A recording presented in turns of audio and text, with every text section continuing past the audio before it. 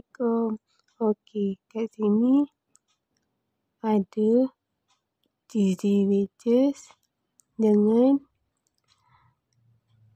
kuih lapis pelangi. Sedap tau kuih lapis pelangi ni.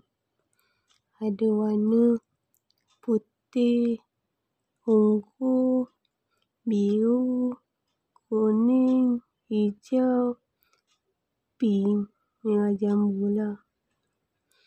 Lepas tu ada cheesy wedges.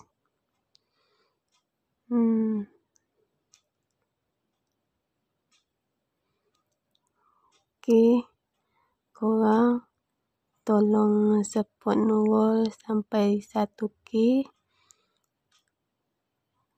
Kalau Nurul boleh dapat sampai 1K, Alhamdulillah.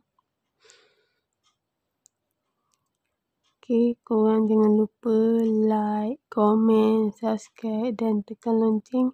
Sis Nurul. Assalamualaikum.